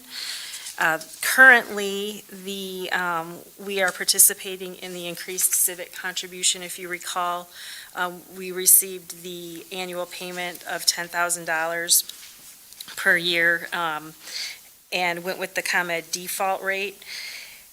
They have increased that, MC Squared has increased that incentive to $12,000 per year.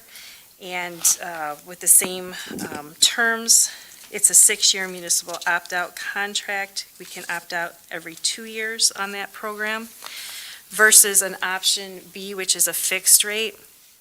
There's a 1-year fixed rate at 9.95 cents per kilowatt hours, 2-year fixed rate at 10.2. Your overall savings based on the margin below ComEd for the citywide would be 90 cents per household over a year. So, of course, this is looking forward. Nobody has a crystal ball, but it's close, they're predicting it pretty close. The recommendation from NIMAC is to go again with the option A, price match guarantee. The final decision on this does not need to be made until Tuesday at City Council, and Adam Hoover will be present from NIMAC at our meeting to answer any questions you have on this. He does a very good job of explaining the options, the alternatives, and what the whole program entails, and can help answer any questions you will have on that. So NIMAC did the research, whatever, and Yes. came up with these two options? Yes. This is part of the aggregation program that we participate in. Yep. And, go ahead. I'm sorry, go ahead. Oh, no, I was just Go going to ahead say, and how finish. do we, thank you. Weren't we supposed to see these rates coming down because of all the solar stuff? All of the community solar that's out there? How are they not? What I heard. Yeah, I mean, how is this not coming Right. down to benefit municipalities? It's crazy. 90 cents per household a year. Right. Yeah. Year.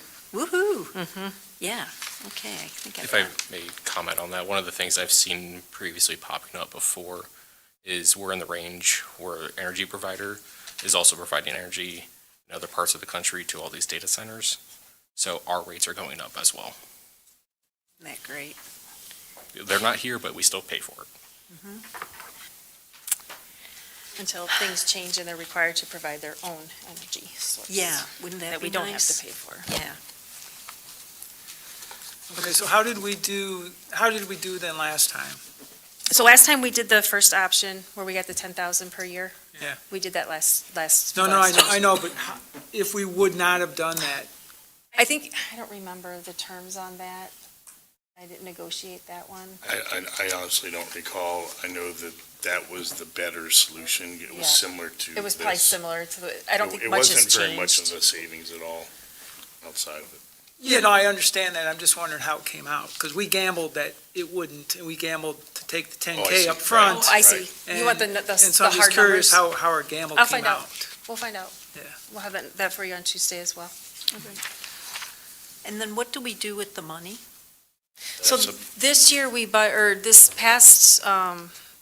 the past program, we used it for Rec Desk software. Oh, that's right. But we're getting rid of that, right? Because it's going to the library, all that stuff? We're still determining whether or not it's worth keeping. We're using it through this season for pool sign-up programs. And then we'll determine at the end of the season whether or not that's worth the cost. Not if it's only for the pool. And if you're going to go with option A, then we will just need to decide then next year where these funds will be earmarked. Do we know by chance what currently is ComEd's rate right now? Like, I guess I could try and remember my password and look on mine, because I opted out on this one. I looked it up earlier when I was reading this, and I think we're at like 10.7 right now. It's high right now. Does that number being that high when I was paying my bill? That's like as of like today, though. It was like in the 10.4, 10.7 range.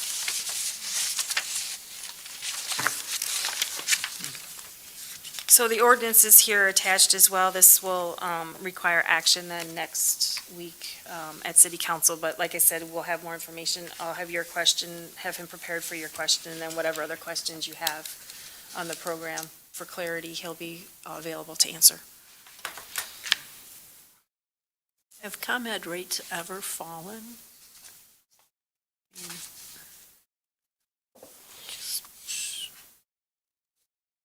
Okay. Get our electricity from Wisconsin?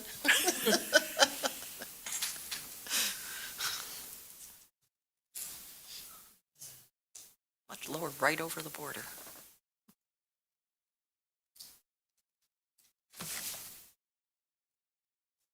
That's all I have on it, Mayor. Okay. Presumably, we're sending this city council, yeah? You need a motion for that? I'll make a motion to send this to city council. I'll second. Okay, a motion by Lancaster, second by Platt-Miller, send this to city council for consideration. So I do have one more question Sure. on this. And that is, so the only difference between having nothing, right?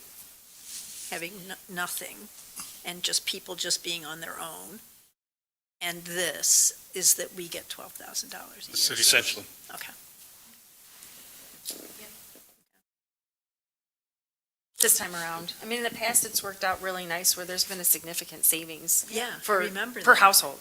Yeah, no, I Over the I years. remember Hundreds those of days. dollars. Yes. Yeah, It just, it's been Yeah. several The years. problem is Yeah. that the other providers haven't been bidding like they did back then, so. I would just say the economy has changed, so. Any other comments or questions here? Hearing none, clerk, please call the roll.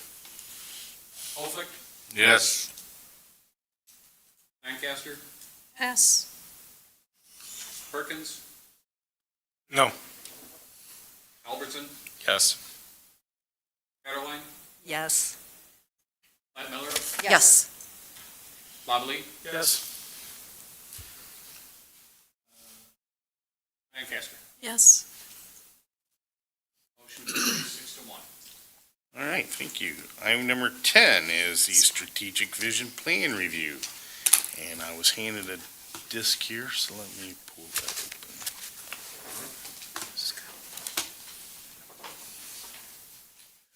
Okay. This one, yeah? We do not have a really long PowerPoint tonight. It's only 7 pages, Alderman Perkins. Try to have you out here before 9 o'clock. This is basically a summary of what was in the packet. The packet contains the entire strategic vision with an update of everything we've accomplished under each category to date and what we still need to work on. I think we've done pretty good in the last several years, courtesy of everybody working together, which is huge. And we're ready to do what go into our next one with some things that we're going to need to carry over and then some new ideas for moving forward. So the copy of the PowerPoint is also in front of you. Did you get one?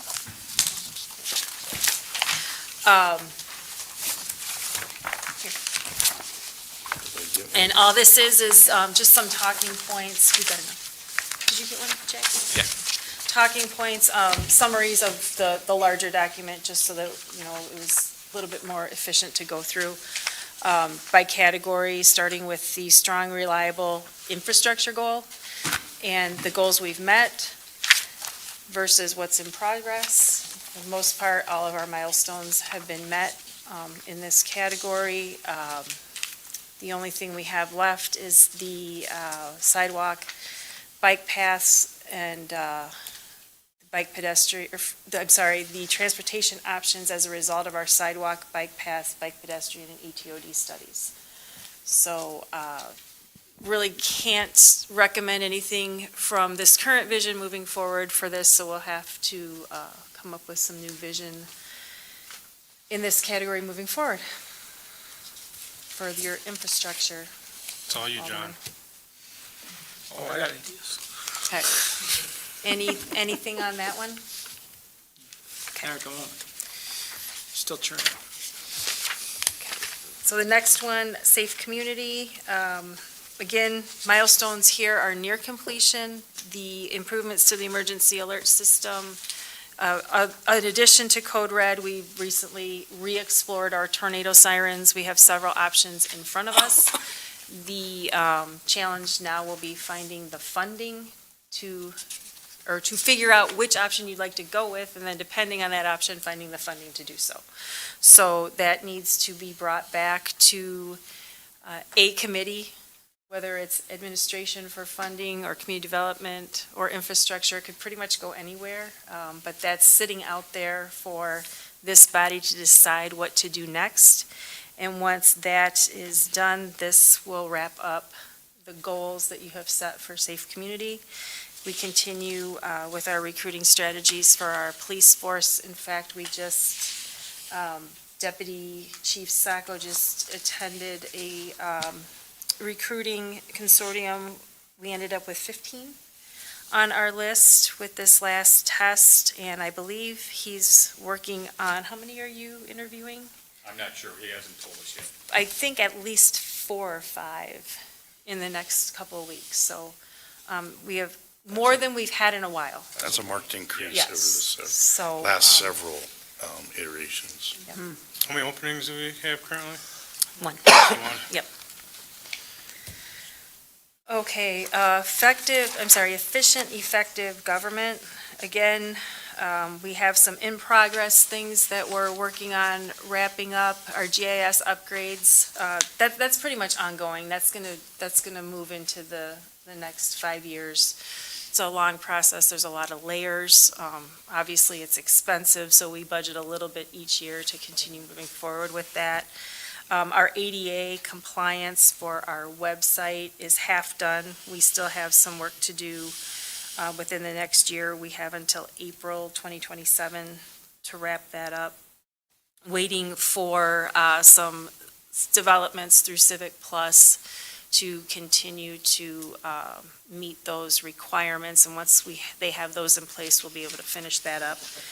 We will need to update our staffing matrix because we've had a lot of changes with our structure. So the previous staffing matrix that we did is pretty much obsolete and will need to be redone. Resident survey is the last thing on the list that hasn't been completed yet.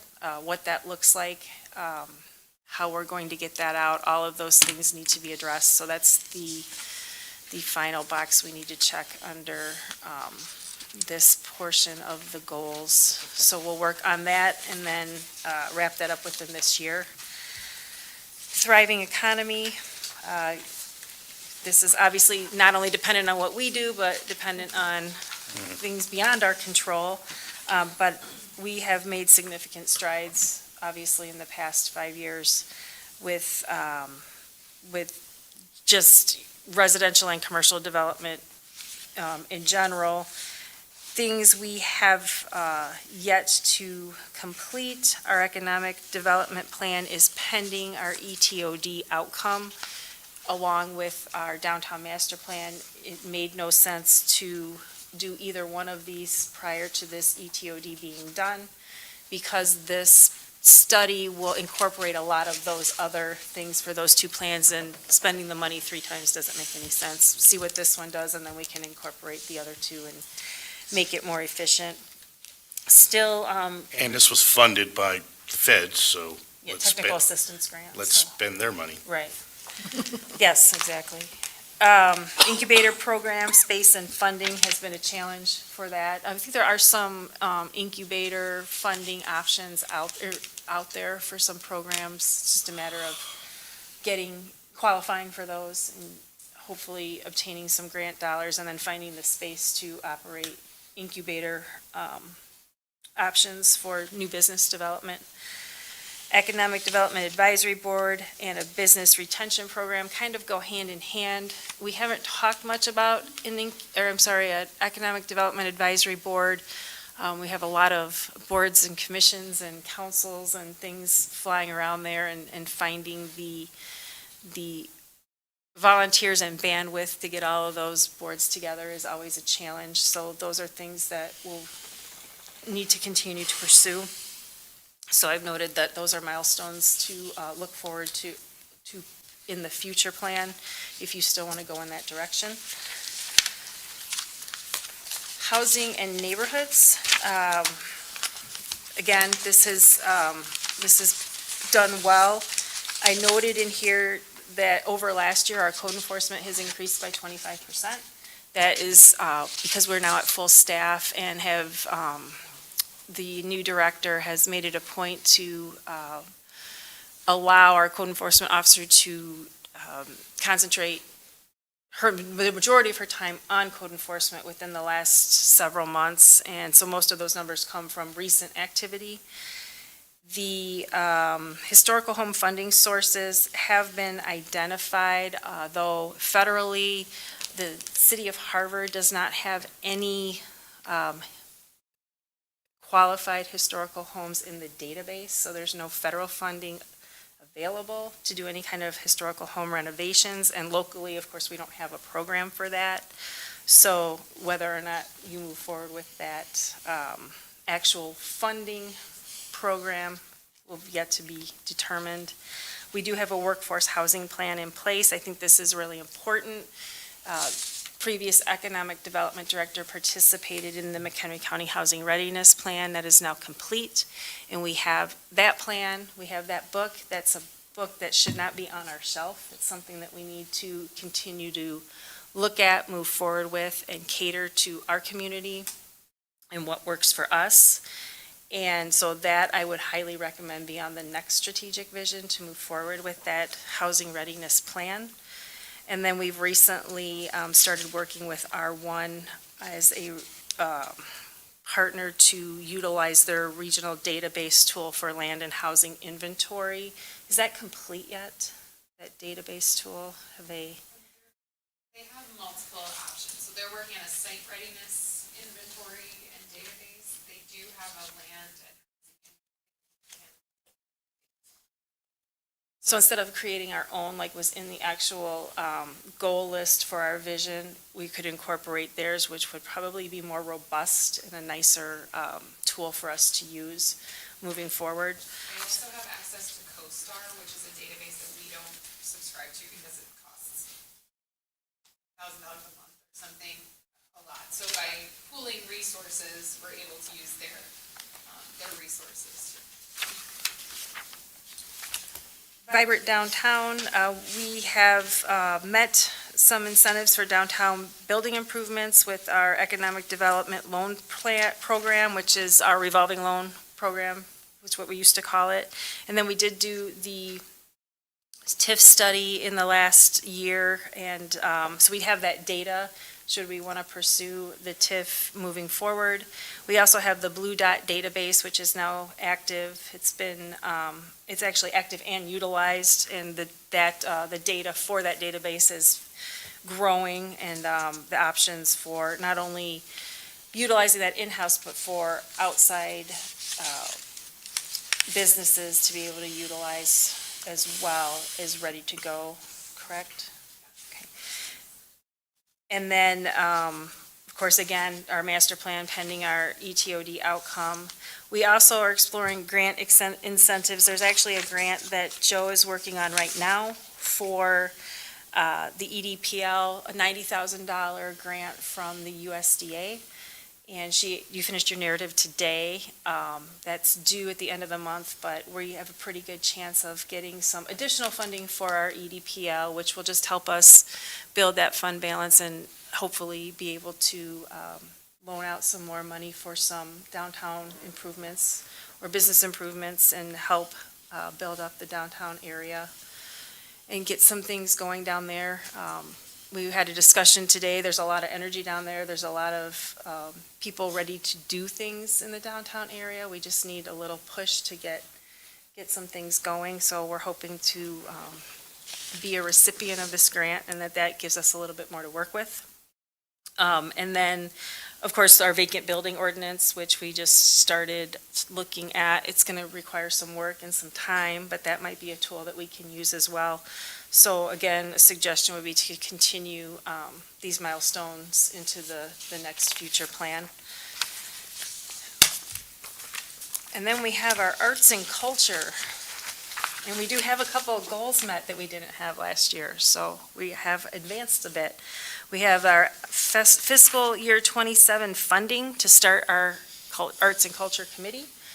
And that will actually be on the next admin agenda to start looking at what that committee is going to look like, what that committee is going to be doing, and who might be our committee members.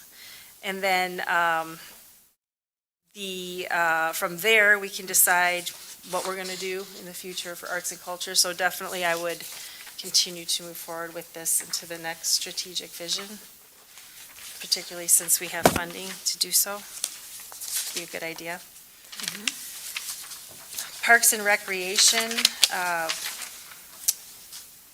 think we did pretty well here too. We checked a lot of boxes, and right now, the biggest thing that we need to continue to move forward with to complete our milestones is what we talked about last night, and that's the self-sustaining funding resources, park fees, some things that will help us better maintain our fields and our infrastructure in the parks so that we can continue to make those improvements and offer those amenities to the public.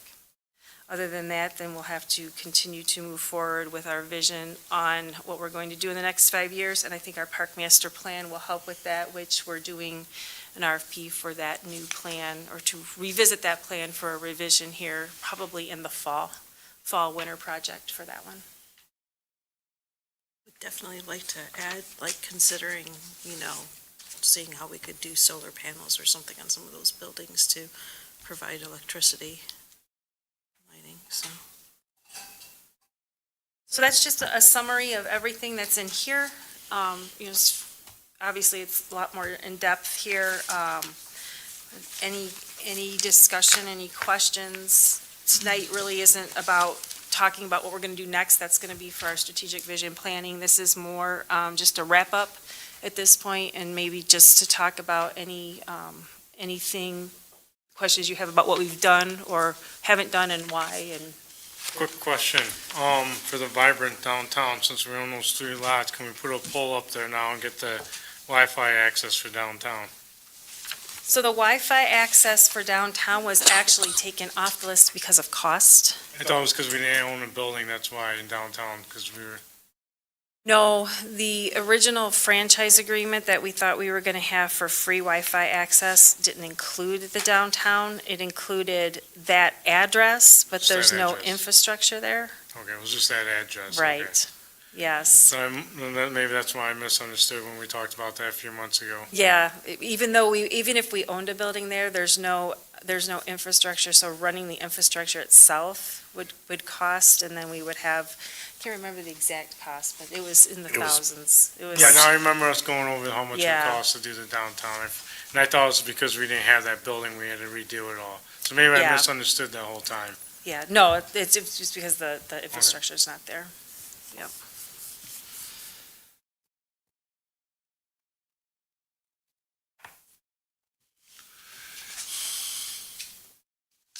Yes? So when are we going to then update these? Like, once that's set? So the RFP, or the RFQ for the, so it's a request for qualification for a strategic vision workshop, basically. It's like a workshop, right? So the services, we'll get bids for those services, and I'm intending to do that like late July or August so that we can work on that this fall. Okay. And then this expires in 2027, so we'd be ready to move forward with that next fiscal year.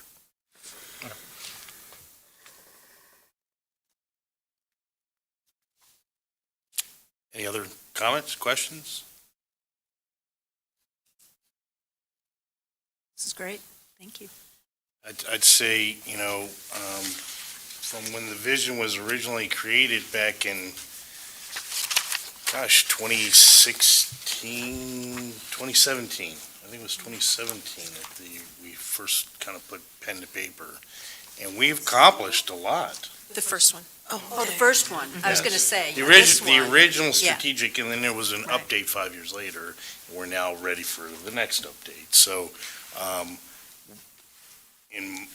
from my perspective, we've accomplished a lot by creating those goals and then creating the various action items that we've had, both from council and from staff. We've done a lot of stuff. So I'm looking forward to getting together and kind of figuring out what we're going to do for the next 5 years. So hopefully, we put out the bid for, because we'll use an outside service to help us create that workshop and I think maybe the same person that helped us last time, I think is going to place a bid, but we want to see what else is out there also, because I don't want to just be pigeonholed with one particular vendor, but we'll see how the proposals come back. Because he did the first one, too. He did the first one and then the renewal, so he did, want to apply to try and do the next one, but we wanted to open it up to anybody, so looking forward to seeing those proposals and then figuring out which one we want to go with. Last time we did this, or the last two times, we did this basically, I think it was in October time period. It usually requires a day, and we tried to do that like on a Saturday, I think is what we did. Oh, yeah, maybe it was a Friday. But when that time comes, we'll figure out what's best for the council to figure out, what's the best day we can get everybody together to, because there is a bit of work to put into creating that, so. But usually we're done in about a day. It's a good day, but it will definitely help you kind of figure out what you want us to do for the next 5 years, so. Other than that, move on to new business. Is there any new business? I have 2 items for new business. Sure. First one is a challenge to my fellow council members. I was at a meeting earlier today for America 250. It was great. I know I didn't have a chance to see everybody at Milk Days, but no, I didn't realize we could participate in the Milk Day Parade. I investigated and I did that, and it was a lot of fun. And, Milk Days is gone, so I can't ask you to go out and participate in the Milk Day Parade. But right now, we are looking for dunk tank volunteers for America 250 to celebrate the 4th of July. I'll be at the lake house on the 4th of July. So. But we can give you a little preview of the lake house by being in a dunk tank. What I want to do is I want to encourage you to please, if you can volunteer, I think that's a great way to show that you are vulnerable to your constituents. That's a nice way of putting it. If you choose not to do that, maybe you have sinus issues or back problems or something where you can't, do that, there are plenty of other ways for you to volunteer and to help with this and to show your support for our community and our country. So that would be the first order of business, is I'd like to challenge you to do that. The second order of business is the food trucks. We passed an ordinance with food trucks, and I was informed that a nice officer went over to an establishment, did not talk to the food truck, because this is a new ordinance. They didn't have, from what my understanding is, they didn't have all the correct information. But they talked to the establishment didn't know, the food truck didn't know that we have this ordinance. And so I think we really need to think about a way to get this information out. Because if they don't know, they can't comply. One of the suggestions I have, having worked in businesses that do food trucks, is perhaps we can get, because they have to be licensed by McHenry County, perhaps McHenry County Health Department would be willing to give us a list. We can approach the food trucks that way, and that way the businesses aren't bothered. But of course, any places that we know, Rush Creek, the Farm and Fleet area, those places, let them become aware of this, because the police officer walked in and said, well, and they're like, no, we didn't know. So I think we really just need to get the word out. So the establishments in town that we know of that had food trucks were sent letters 2 Okay. weeks ago. So everybody was sent a letter 2 weeks ago, so they Okay. should have known. Okay, And we didn't start enforcement action until after the letters went out. okay. Well, you know how that goes. It depends on who you send the letter to. Yes. You send it to the corporate attorney, and it never gets to the person. So, just again, What I will say is the enforcement of it has been a little bit kid glove to begin with. oh, it should be. I agree. Just because it's a new ordinance and, but it's being stepped up over time for especially the establishments that know that the ordinance now exists. I think making the food trucks aware, though, would also be Yeah. a really good idea, because they're the ones who have to pay. The difficulty in that is there are some food trucks that come to our community on a regular basis, and those I think we've already notified. There's some that don't, and so those cases where we know that there's infrequent particular food trucks, but businesses that partner with food trucks, that's where we've notified the business to try and let those food trucks know. Although I did hear some feedback that, well, we can't tell the food trucks what to do. While that is true, it would be highly advisable if you're requesting a food truck to support your business, to let them know they should go get this permit. It's a very easy process. It's just a matter of doing it.